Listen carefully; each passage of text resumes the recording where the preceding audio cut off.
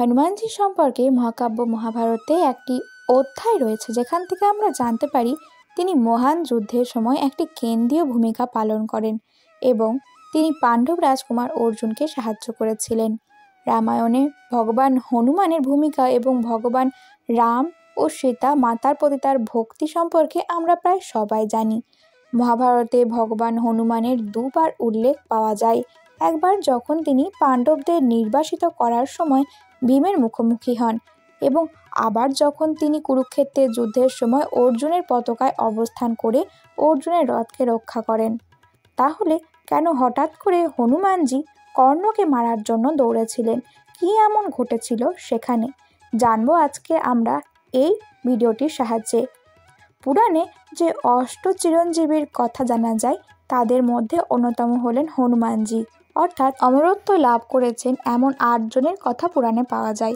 এই 8 জনের মধ্যে অন্যতম হলেন হনুমান। রামের আশীর্বাদে তিনি অমরত্ব লাভ করেছিলেন। তাই ত্রেতা যুগে রামায়ণের আমলে হনুমানকে, দাপর যুগে মহাভারতের আমলেও আমরা দেখতে পেয়ে থাকি। মহাভারত অনুসারে রামেশ্বরমে একবার হনুমানের সঙ্গে অর্জুনের সাক্ষাৎ হয়। নিজের তীরন্দাজি নিয়ে গর্বিত অর্জুন তাকে বলেন, আপনি নিজের বানর সেনা দিয়ে ত্রেতা যুগের সমুদ্রের ওপর সেতু নির্মাণ করেছিলেন।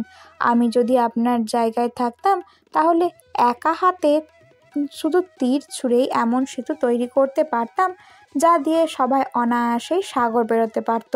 বুঝতে পারি না শ্রীরাম নিজে এইভাবে তীর দিয়ে সেতু নির্মাণ না করে আপনাকে কেন এই কাজের দায়িত্ব দিয়েছিলেন।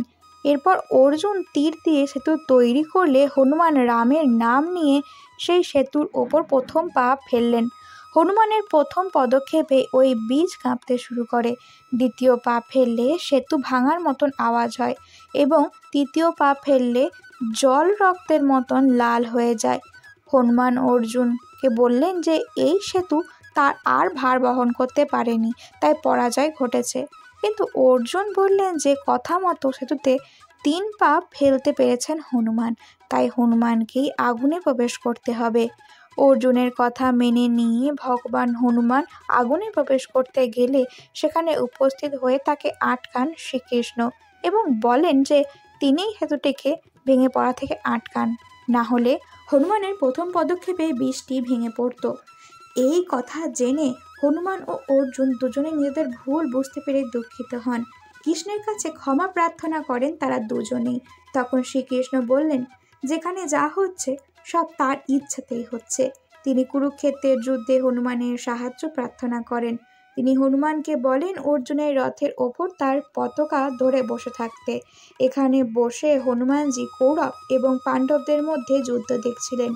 একদিন হঠাৎ করে কর্ণ ও অর্জুনের মধ্যে প্রবল যুদ্ধ তৈরি হয়, যেখানে কর্ণ শত শত তীব্র তীরের বর্ষা করছিলেন অর্জুনের দিকে।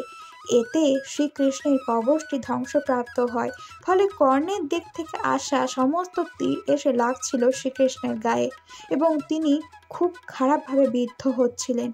এই দেখে ভক্ত হনুমান তখন আর ঠিক থাকতে না পেরে যুদ্ধক্ষেত্রে নেমে আসেন। কর্ণের মুখোমুখি হয়ে তাদের মধ্যে একটি প্রলয়ঘাতী যুদ্ধ শুরু হয়ে যায়। হনুমানজির গর্জনে কর্ণ ও তার সারথি ভয়ে কাঁপতে লাগলো, যা দেখে শ্রীকৃষ্ণ রথ ছেড়ে মাটিতে নেমে আসেন।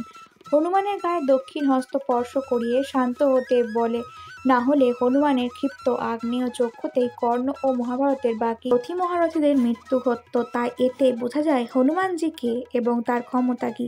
এরপর হনুমানজি তার প্রভুর নির্দেশ মেনে আবারও রথের ধ্বজে বিরাজমান হয়। রাধে রাধে।